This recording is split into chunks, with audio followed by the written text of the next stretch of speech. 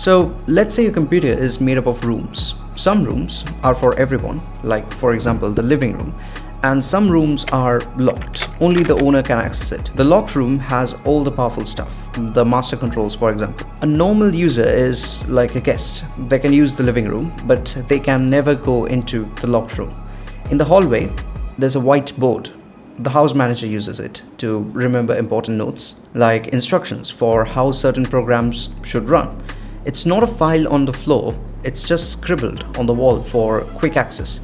The key rule is guests are not allowed to write on this whiteboard. Now, completely unrelated, there's a lockbox in the living room that the guests are allowed to use. You put a message in, it scrambles it and gives it back. It's a common tool. It's there for everyone. The problem is, when you ask the lockbox to do its job, it needs a little scratch space, like a rough notepad, to do its math.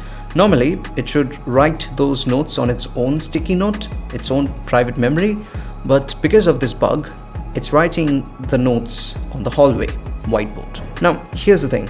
It doesn't write a lot. It only accidentally writes over like 4 characters of the whiteboard. Just 4. Think of this like the whiteboard currently says this: only let the manager open the locked room. The lockbox's messy scratch writing lands right in the middle and changes it to something like this. Just a tiny change, but the meaning is now completely different. That's the crux of the current issue with this weird looking number, also known as copy fail.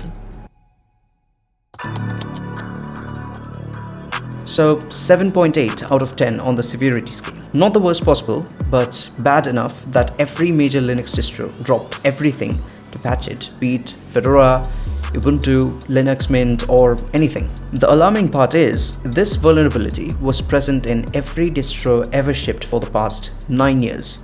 Now, before you panic, the nature of this threat is LPE, that is local privilege escalation, which means not anyone on the internet can exploit this to gain free root access to your system.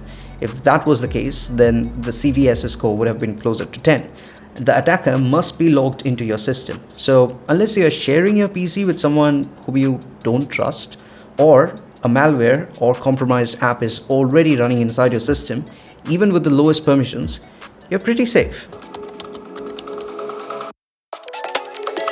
So this was discovered by a researcher from the cybersecurity firm Theory. The interesting part is, Lee discovered this within an hour by scanning the entire Linux kernel's cryptographic subsystem, the lockbox that I was talking about in the example, which should have taken elite human experts at least 3 weeks. But because of AI, it was solved within an hour. I think this is one of the best use cases for AI. Most of the servers on the internet runs Linux, and it's an even bigger issue for them. Okay, there are 2 ways to fix this issue. The primary fix is by upgrading the kernel, which is a pretty easy process. And if that is not feasible at the moment, you can block the vulnerability by disabling a module, which is rarely used by standard apps. Running these 2 commands help. The first one disables it for the current session.